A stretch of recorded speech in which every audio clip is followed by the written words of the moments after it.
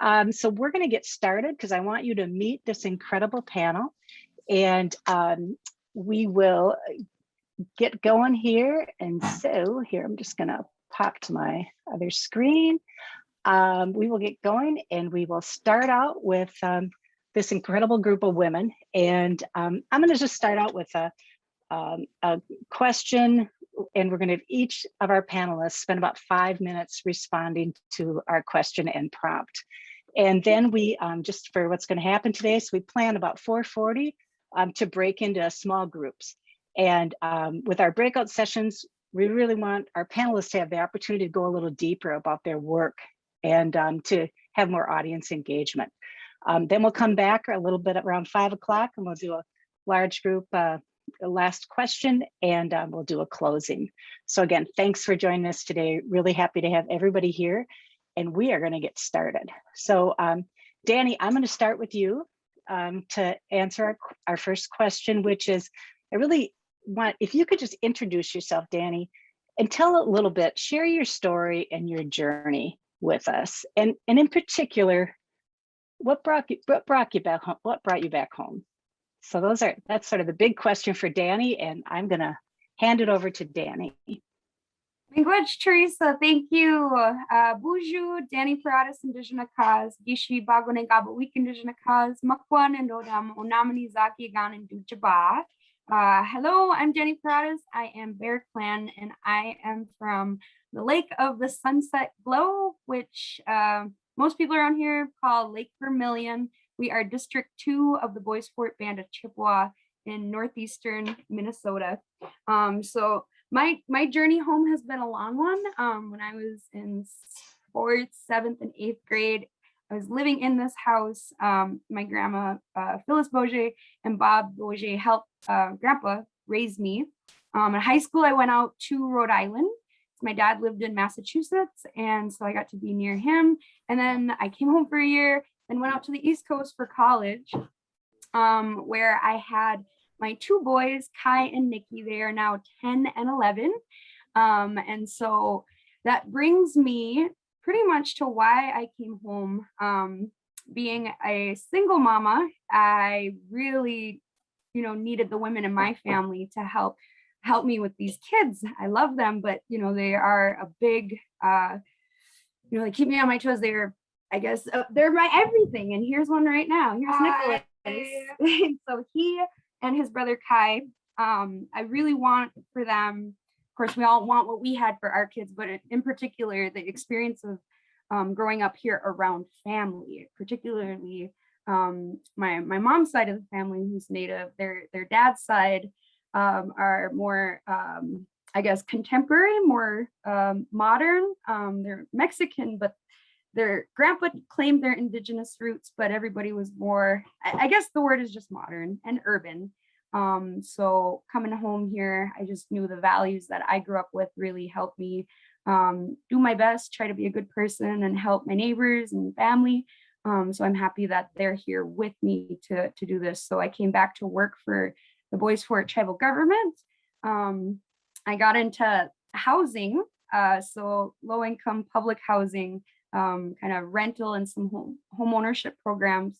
That was really, really tough to be in the middle between this kind of colonial governance structure and my relatives.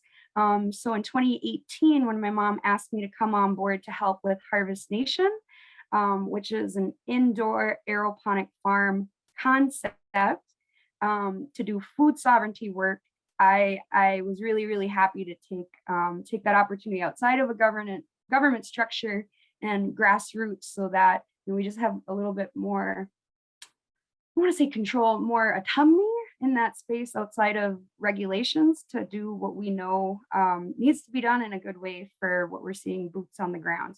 I just felt so often my hands were tied by regulation, and to do what you knew is right, but to have the law be a different way was always a tough thing. So now I have flexibility. Food sovereignty goes all over the place. I'm always on my toes with the work because it spans such a spectrum, and especially that food is such an emotional thing and a spiritual thing, that I'm really, really blessed to be in this work. And it leads me here to meet and greet with all of you beautiful faces. Thank you so much, Danny. Let's go to Delaney next. Delaney, you want to tell us a little bit about yourself, introduce yourself, and if you can really share with us, what brought you to Minnesota and your career path. And of course, the big question is, what did you learn working with this crazy organization this summer? So Delaney. Yeah, I'm happy to try to talk about all of that. Hello, everyone. My name is Delaney. I use she, her pronouns. And to kind of introduce myself, I am a current Master of Public Health student at the University of Minnesota Twin Cities, focusing in maternal and child health. Within that degree, I'm focusing in epidemiology and health services research because I want to become a rural OBGYN. I want to become a rural physician. That's something I feel called to do. I'm going to say this with the caveat that by no means did I have a rural background. I actually see my mom on the call, who's in my hometown, Chino Hills, California, very much the opposite definition of rural. It was really the experience I had when I went to the University of Alabama for my undergrad, which was the first time living outside of an urban area and suddenly walking outside and not having sidewalks across all of my city and not having access to things I had just grown up used to and never had imagined a different way of living.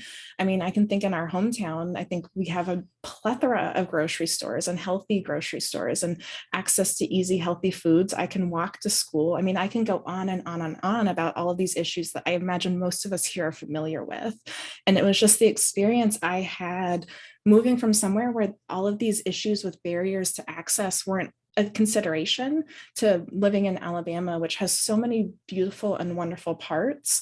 But this idea of when we think about health and long-term, just longevity and quality of life, there are so many barriers and issues to that. And that's where just my heart really opened. And I wanted to come back and provide service. I like challenges, and as probably most people can tell, I'm very extroverted. And so I love the idea of coming and learning how to better serve my community. And it's where I want to serve a rural community and why I want to become a rural physician. So I'm currently pursuing my Master's of Public Health because I also don't want to just walk in with hopefully a medical hat and say, I'm here to solve all of our problems, right? Because healthcare is not all of our problems. It's education. It's just the quality of life that we can live. It's transportation. It's infrastructure. It's not just this one aspect. And so I didn't want to only come in and be able to, write a prescription, say, now you're healthy, right? I wanted to be able to address your entire quality of life. And so that's where I feel really fortunate to be doing my master's now, talking about community involvement and specifically this phenomenal opportunity to do community-based participatory research with 100 rural women. I am a paid graduate research assistant, and we'll get to talk about in our breakout room the phenomenal relationship the University of Minnesota built with rural organizations and nonprofits through, I'm going to mess up the acronym, don't get mad at me, Linda, the Regional Sustainable Development Partnerships, of how we're able to build sustainability and longevity and introduce students like myself and my friend Jasmine, who we've been able to do a really phenomenal research project over the summer. We conducted 37 focus groups, which is a very large number, and talked to so many amazing, phenomenal rural women to talk about their lives and how we potentially as an organization can make it better. And I'm going to wrap up here soon, I promise, Teresa. But it's just this wonderful opportunity for me and where I see myself going to practice making what's called reliable evidence, because there's so often all of us here doing the work, being in our communities, but yet when we go to, testify for our local or larger government institutions, if it's not peer reviewed, if it's not the high enough quality of evidence, it's not necessarily going to lead to change. And it's the opportunity I love getting to practice these research methods and techniques that I see myself, and hopefully Jasmine too, who's thinking about grad school, spoiler, who are going to become wonderful young professionals to do the work that we all so badly need and to work and navigate these systems. So it's such a pleasure to be with you all here today. You can definitely find our information on the website if you want to talk about this afterwards, but I'm going to shut up now, Teresa. Thank you for having me be here today. I love it. Thanks, Delaney. And as I introduced Jasmine, I can tell you we're just so happy to have our relationship with the University of Minnesota, and with Jasmine, with the spoiler alert with the graduate school, the plan is working from the university, because that was really the goal, to have undergrads working with graduate students and have undergrads say, oh, so that's what happens in grad school. That's an interesting pathway. So it's just wonderful to have these young women working with us. I'm just so thankful and grateful for that. So I'm going to hand it over to Jasmine. Jasmine, tell us a little bit about yourself. Of course, me, I always have so many questions, but how did you end up at the University of Minnesota Morris, and knowing that people on this call would not know where Morris is? If you could talk about that a little bit. And really, I know you part of your story is your leadership in sports, and I'd love to have you talk about how important that is for young women to serve in those leadership positions. And of course, as I asked Delaney too, what did you learn this summer with all those convenings we pulled you into? So that was a long piece of language for you to digest there, but I'll let you go there, Jasmine, and tell a little bit about yourself. All right. Well, hello, everybody. I am Jasmine. I use she, her pronouns. And as everyone has spoken about, I am an undergrad student at the University of Minnesota Morris. So if you're like me, right, you probably have no idea where Morris is until you heard about it. It's about 2.5 hours to 3 hours northwest. Sorry, I always get my east and west mixed up. Northwest of the metro area in Minnesota. And basically how I heard about it was I got this email from a track and field coach and was like, hey, would you want to come tour here? And I'm like, where is here? Where is this place? So of course, me being curious, I had to go visit it. And when I got on campus, I loved the campus. It was so beautiful. The people there were super nice and stuff like that. I loved the coach. And excuse me. Well, one of the things that really drew me to Morris was the small class sizes, because I knew I would benefit from it a lot. And so far it has been really beneficial. And I knew immediately I'd have friends because I'd have the track team. And it was actually one of the cheapest options for me. So it was super affordable. And it is in the middle of nowhere, the middle of nowhere. And I'm from the metro area in Minnesota. So I was like, this is going to be a huge culture shock, but I am kind of ready, because I've been in the metro area my whole life. I was ready to experience something new. And I am a senior there now, and I have been the captain of the track team my junior year, and then I'm captain this year as well. And it's just been a crazy experience. Last year I was the only captain, so just for the sprints and jumps team. So I was running the show, and I'm like, oh my gosh, I don't know what I'm doing. I'm like, oh, I gotta lead practice? What? Everyone's looking to me, but I think I've really grown from that. I really grew from that experience. And this year I'm like, okay, I think I kind of got this down, right? But one thing that I really learned from all these meetings is a lot of people feel that way when they get put into leadership positions. It's like, what am I doing here? But eventually you find a way to lead. And I just feel like this summer has been such a great experience, in this fall.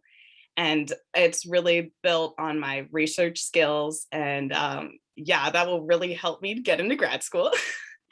And so, I guess that's a little bit about me.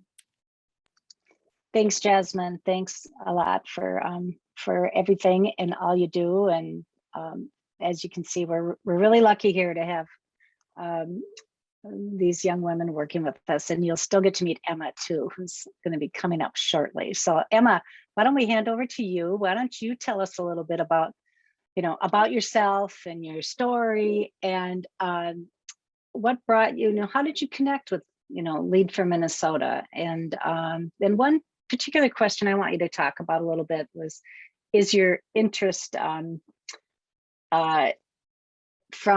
legislative policy, because I think that would be a really interesting thing for you to share with the entire group. So Emma, I'm going to hand it over to you. Thanks so much, Teresa. Hi, everyone. It's so great to be here. Super excited for today. I'm going to start at the very beginning. I was born and raised in New York City, so I feel that Delaney's experience and Jasmine's experience sort of mirrors mine in a nice intersecting way. I didn't come out into the Midwest until college. I toured McAllister, my absolute last place that I toured, and did not see myself ever going to the Midwest. And I took one tour and decided that I absolutely loved it. And I had to move and packed up and fell in love with not only the school and the small liberal arts culture, but Minnesota itself, the people, the place, and sort of just the accessibility and opportunities that I had here that I felt were so different from my life back home. I too always considered myself such an urbanite. I never saw myself really working in rural or thinking about rural or living in rural. And it's taken sort of my college experience and my undergrad BA in political science to explore other options. And I'm so glad that I'm here today. But I majored in political science, and I did a couple of internships, one of them at the state legislature, one of them with another statewide organization here in Minnesota that deals with sexual violence. And through that, I came to my senior year thesis, in which I focused a lot on what many legislators would consider women's issues, including paid leave, including access to comprehensive sexual education, access to, I pull it up here. I had a little note sheet for myself. I don't want to forget anything. Terminating parental rights of assailants, women's healthcare access in general, access to and affordability of healthcare and childcare. And I focused specifically on Minnesota, using it as a case study. I interviewed practitioners, legislators, educators, and really anybody else I could find who was involved in nonprofits, doing this policy work on the inside or on the outside as a lobbyist. And that's sort of how I got connected to Lead for Minnesota. The recruitment system, I always tease Benya, is just fabulous. I got a slew of emails until I was finally like, okay, I guess I'm going to need a job after graduation, so I better figure out what this is. And before I knew it, I had made it through the 3 rounds of interviews and I had a job. And I didn't really know what that meant because the way that the organization works, and I'm so excited that Benya and I will be able to talk about it later, is that you're partnered with a host organization after several months of research and really tailoring to what your interests are. And eventually I got connected with Teresa, and it's just been the most incredible challenge that I've had in my postgrad life, the 1.5 COVID year that it's been. And really excited about the opportunity that I've had to meet so many women with experiences different from my own and work with them. And yeah, so thank you so much.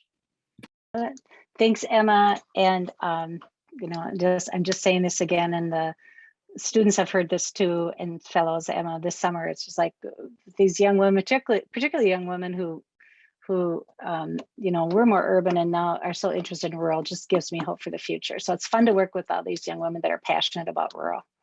Now I'm going to move to Nevada Littlewolf. Nevada, tell us a little bit about your story, yourself, and of course, I always want you to talk about how important it is for women to serve in local elected office and to be on boards and board leadership. So Nevada, I'm going to hand it over to you to introduce yourself.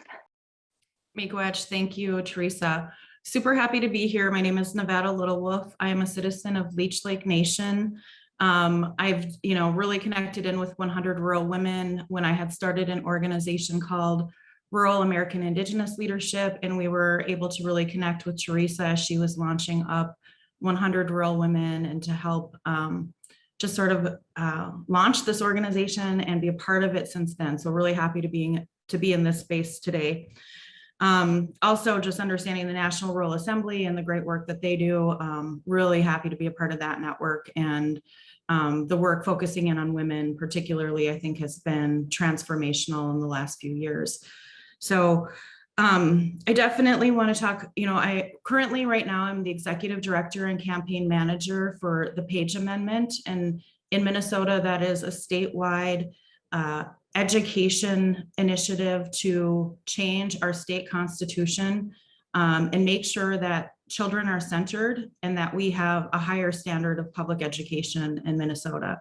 And so we're really leaders in the country. We're seeing that other states are doing this as well.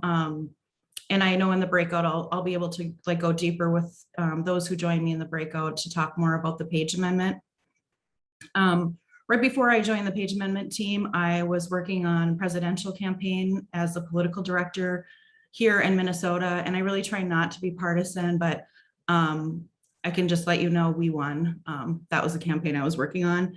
And before that, I really been working with a lot of women's organizations, Women Winning, to elect pro-choice women statewide, anywhere from school board all the way up to the top. In fact, Women Winning endorsed Kamala Harris for the vice presidency. So we see those endorsements went all across the entire state, and have done work in the past with organizations, other national organizations like Vote Run Lead, Wellstone Action. And then I'm also the board chair of the Women's Foundation of Minnesota. So I say all of that, it's a lot, because it sort of, to me, sometimes I'm like, whoa, am I really doing all this work? Did I really do all this work? And how am I kind of here? And I think it really does get to like Teresa's question around, running for public office in a local community. And I lived in Virginia, Minnesota. It's a small town of less than 9,000 people in the heart of the Iron Range, and served on that city council for 10 years, ran 3 election cycles and successfully won. At the time that I served on the council, 8 of the 10 years, I was the only woman on the council. I was the first American Indian person ever to run and win in Virginia, Minnesota, despite it being located and situated near tribal communities and with a high American Indian population. Additionally, I was like the only person who had school-age children. I mean, my kids now are 18 and 21, but at the time they were pretty small. I like to brag that I had the highest constituency of second graders in the city of Virginia, because my son was out there knocking doors and handing out stickers and helping me when I was running for office.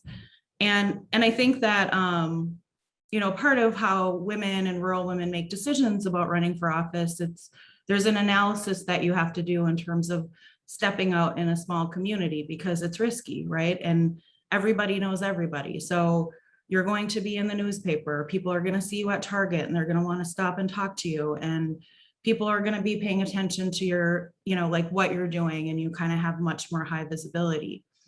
Those were things that like I had to really think about. And then, but additionally, with really great women advisors, just had the ability to think about, well, what does that mean for my children? What does it mean for the community? And, I kind of joke about my son Mika and how he handed out stickers and did, was a part of the campaign, but he's now 21 years old and he's working for a congresswoman here in Minnesota on the campaign side. So he has taken those experiences and that understanding of connection to community into his own life and his own work. And it's powerful. It's powerful to be able to step up and to run for office and to be a leader in your local community and in rural spaces.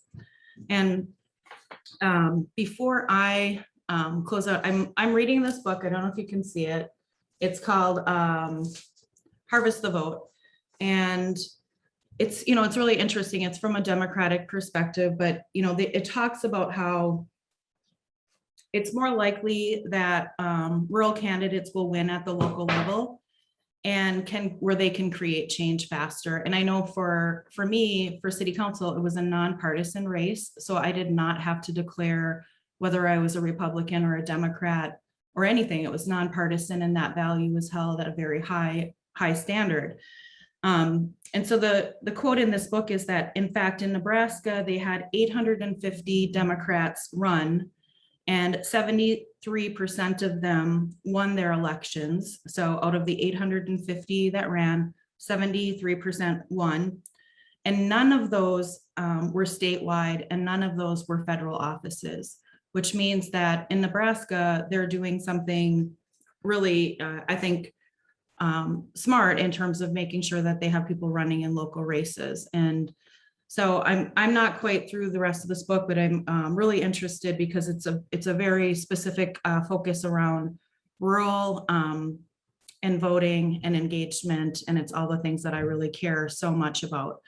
So I look forward to talking with you all in the breakout sessions and getting to know you more. So miigwech, thank you.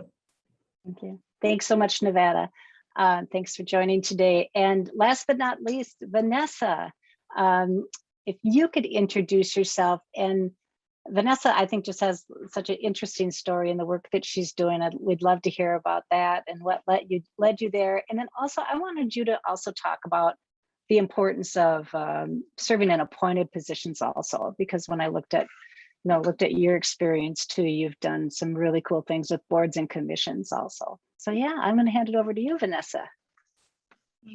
Well, Hamidakuyapi, Yahipi Kimashte, Vanessa Guthaner Makiapi, the Kotias Nasnawi Tehmie, Chanshapi Wakayajo Oyawa Otied, Dawaniye, Chanshapi Owitancha Hemachaye. It changed Dakota Wakayaja Chi Dakota Iapi. Chi Unshkatapi Nakon, Chiwohadakapi. It changed Dakota Oyate Ki, Dakota Iapi Kiha, Sturkiapikte. Hey, Hatchidibudukaya. Hello, everybody. Happy to see you all at 4:33 p.m. in Central Time here in Minnesota. My name is Vanessa Goodlander. My Dakota name is Nasnawi, which means jingling woman. Very awesome background there. I come from where they paint the trees red, also known as the Lower Sioux Indian Community, which is in Southwest Minnesota. So to the left, you're going to see some corn, and to the right, you're going to see some more corn, is where I'm located at. So I saw Ashlyn is from Renville County, so she knows what I'm talking about. We're right in between Renville and Redwood, is our tribal nation. And I am the director of CWU, is what we call it affectionately. As you can see, Emma put it on there, our website, thank you, lscwu.com. And it just means we are the Lower Sioux Children Are Sacred School. So we're a birth to 5 Dakota immersion school, hoping to raise the next generation of Dakota language teachers, speakers, sorry, and teachers. That's what we're going to need to raise them as well. And that's because there's only 5 first language speakers left in the state of Minnesota. So we're in a huge race, right? And they're all over the age of 66. So it's something that we're really passionate about, and I will get way deep diving into why in our breakout session, which is all about language revitalization, very specifically Dakota language revitalization, and then trauma-informed care, because we are trauma-informed care, as we know. We explain, and I'll discuss historical trauma and get into all of that. But the question was, what brought me here? And that is a big question. I am 27 years old currently, still young, youthful, vibrant, doing all that good stuff. Some of our kids will tell you differently, but I'm here to tell you I am still here. Well, I wanted to be a Dakota language high school teacher. We didn't have it in our high school. And I was jealous because at Upper Sioux, which is only 45 minutes away, that's where my grandma's from, my cousins had it for 10 plus years because they have a first language speaker there. Well, I didn't. And they're like, well, you can't do it because you need to have a teacher. And I said, well, shoot, I will do that. So I went to school, did all the things, and I got my social studies licensure because I wanted to be high school social studies and a high school Dakota language teacher. That was my path. That's what I wanted to do. And as you all know, life doesn't work that way, right? It goes this way instead of like what you guys think, what we all thought was going to happen. And then got that all done, got my master's, got my bachelor's, Gucci.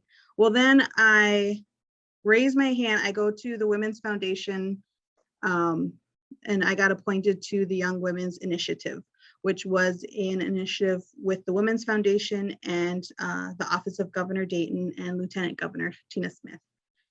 In there, I raised my hand and I talked about the story of how strong our Dakota women are and how we have been so strong since the get-go. And I told the story of the women who got brought to Crow Creek after the US Dakota War, after we were exiled, and their story of how they survived for me to be here. And that's my fight here today, is to continue so that when my babies are born, and not even my babies, my community, the next 7 generations is how we're supposed to think. They're going to be better off than I was, and that's what they did for me. So I raised my hand, I explained all of that, and then I got offered a job to be the tribal policy advisor for Governor Dayton and Lieutenant Governor Smith, and then the aide to the chief of staff. So that was fantastic, loved it. I was like their own mini teacher, right? So that's basically how I saw it as a tribal policy advisor. I'm just teaching you about the stuff that's what I wanted to do. So I stayed in the cities longer. And then we as a tribe, we're trying to bring back our language, and that's my core. And we sent out a grant because I wanted to work at the high school that I went to, my alma mater high school. That's a thing. I think that's a thing. Sounds right. We're going to go with it.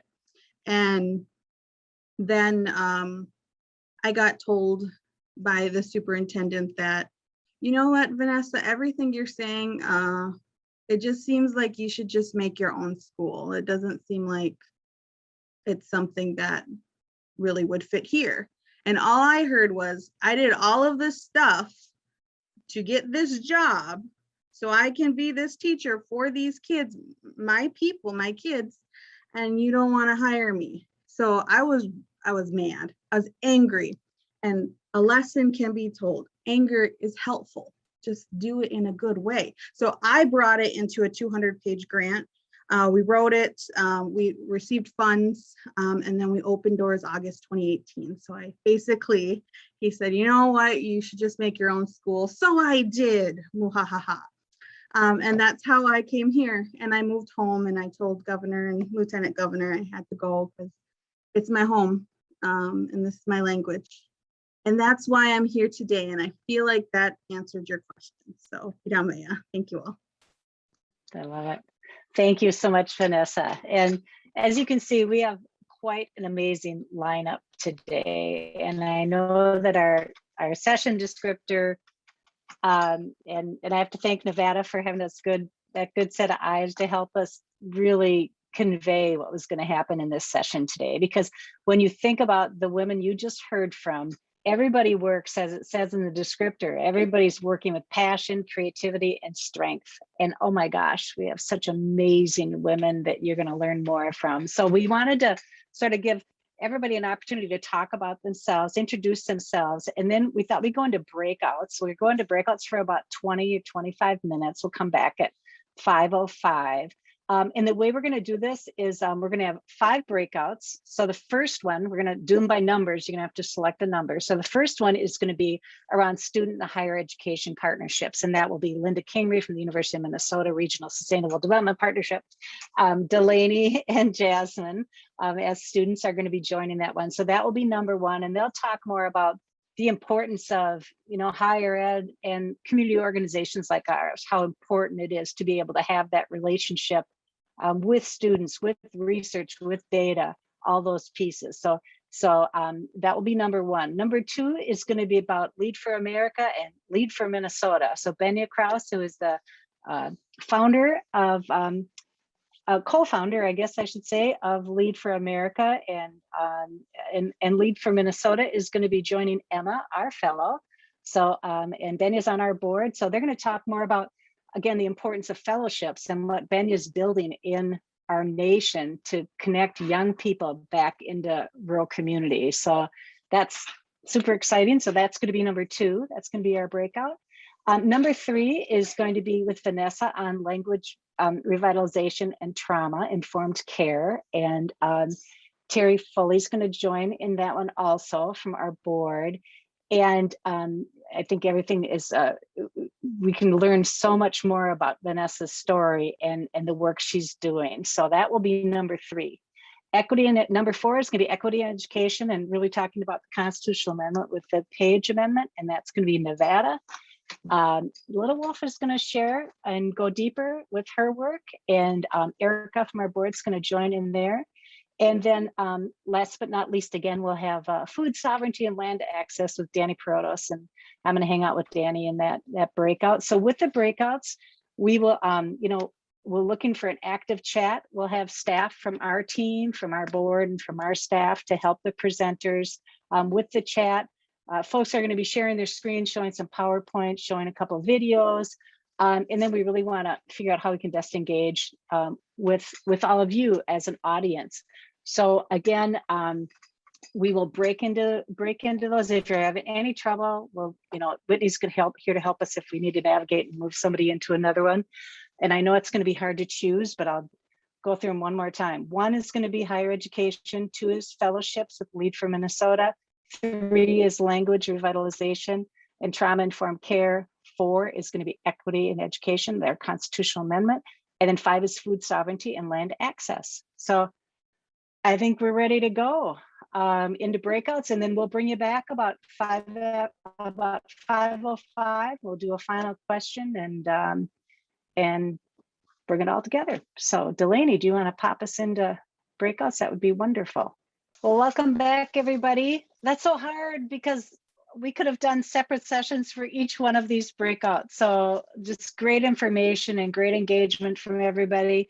And as you can see, I mean, how fortunate are we today to have these 3 amazing Indigenous leaders, just amazing innovators and entrepreneurs doing work in rural Minnesota, and to just leading the way for women as models, and our students and fellows who are making such huge contributions and bringing that needed perspective that we need to think about what is that youth perspective, and how do we capture that passion for rural and move towards the future. So really excited to have everybody back, and we're going to close with a question here, and this is going to be this is really about sort of action. We wanted to close with an action question.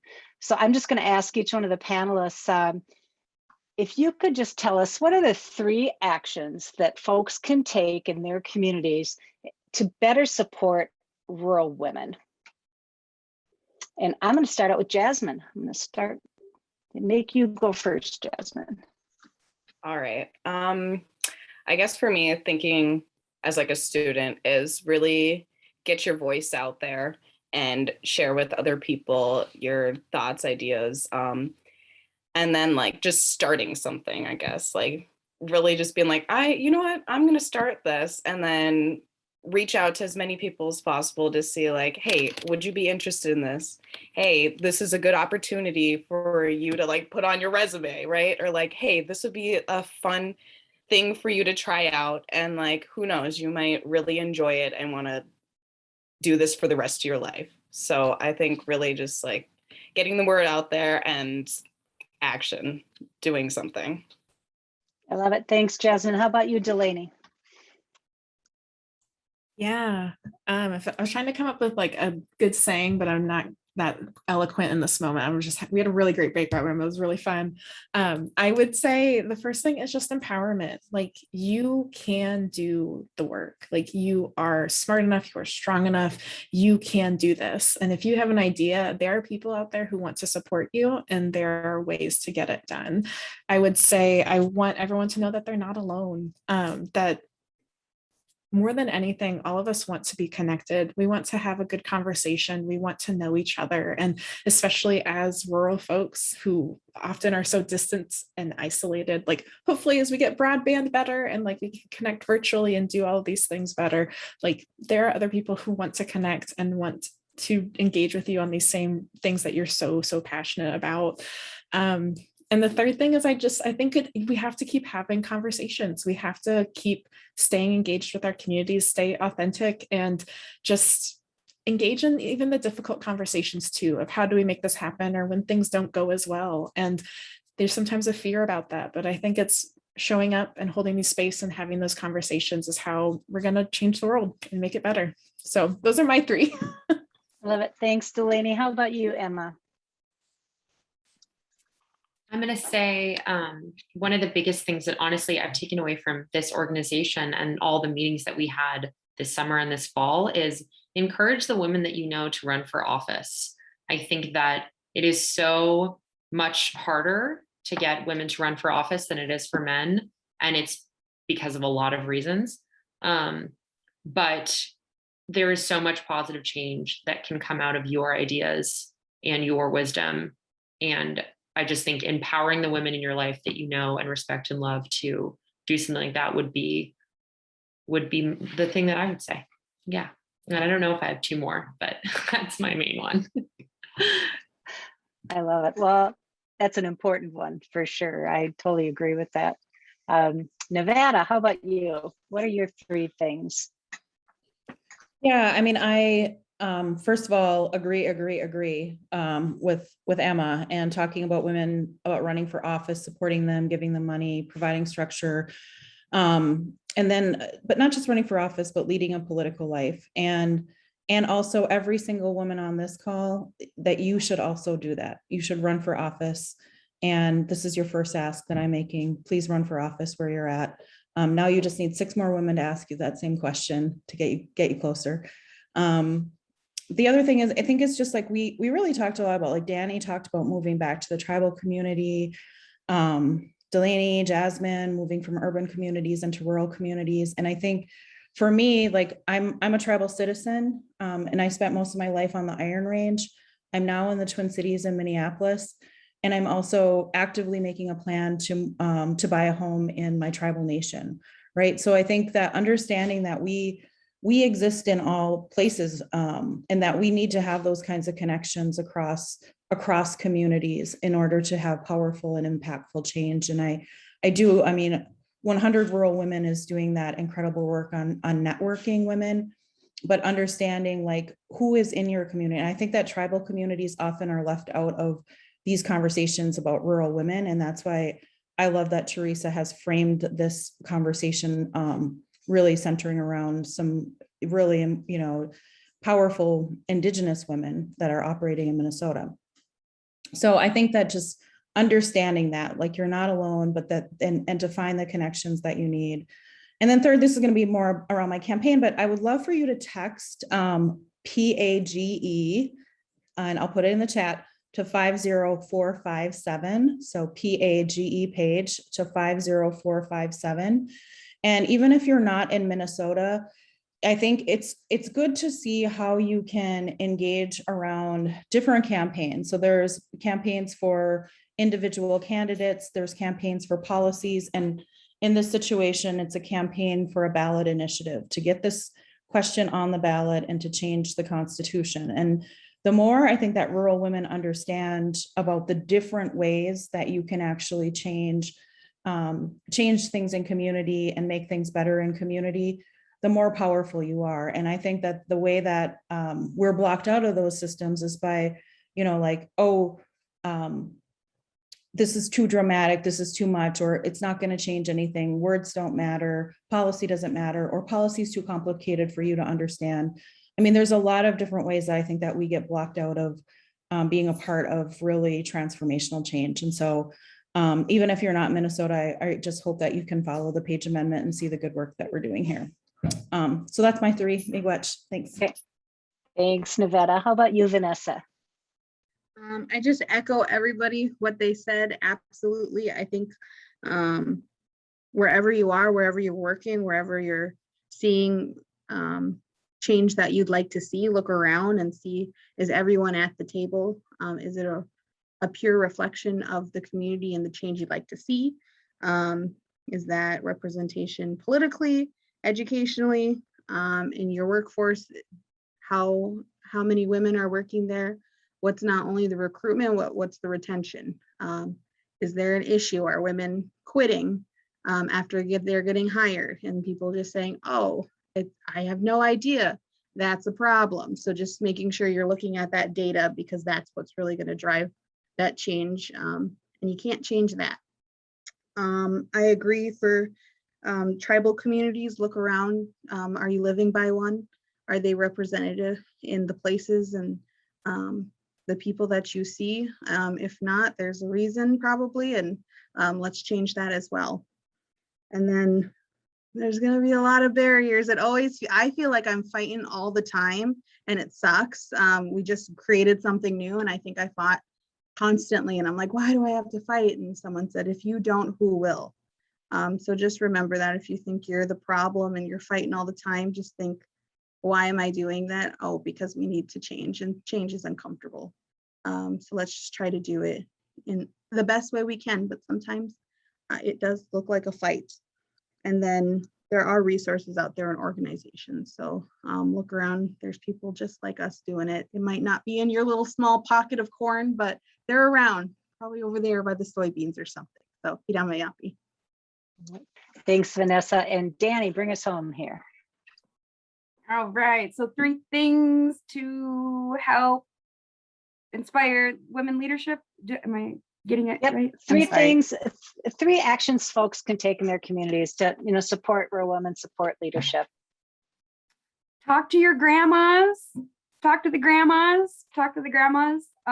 Whenever I'm like frazzled or afraid, even my little dementia grandma has some pearls of wisdom. In fact, even more than even when I maybe anyways. So that's number 1.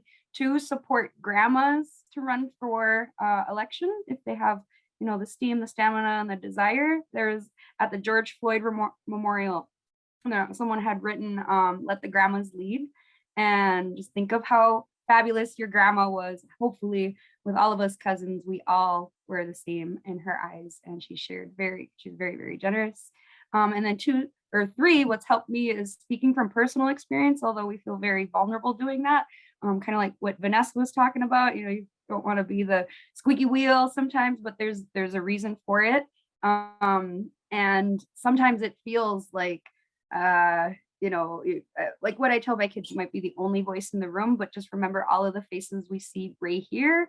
If you want to tab over, and even just not even faces, but names that are supportive of this kind of work, that if you are that only voice, just remember all of us smiling behind you that we're like, yes, get it, please speak up for us, and much appreciation to everybody for being here. Well, thank you. Thanks, everybody. Really appreciate you taking the time to join us today. I want to thank Whitney and the Rural Assembly for giving us this opportunity to be able to share some of the amazing women that we have leading in rural Minnesota. So really happy to be able to share their stories and learn more about each and every one of them. So really want to let you know that we are going to follow up with everything. We recorded all of the breakout rooms. We'll share everything with Whitney. We'll share all the links that were in the chat. And we will also we'll connect to the Rural Assembly. We'll have information on our website too. And I know we're on time, so I wanna thank everybody and just tell you that this is really what 100 Rural Women is all about. It's about better connecting rural women, figuring out how we can better support each other. And to follow on what a lot of the folks said today, how do we demystify those paths to leadership, and how do we support each other in that? So thank you. So glad to meet all of you that came and joined us today. And thanks again to the panel and Whitney and my board and our amazing students and fellows that are supporting us. So everybody have a great day, and more to come from our meeting. Thanks so much.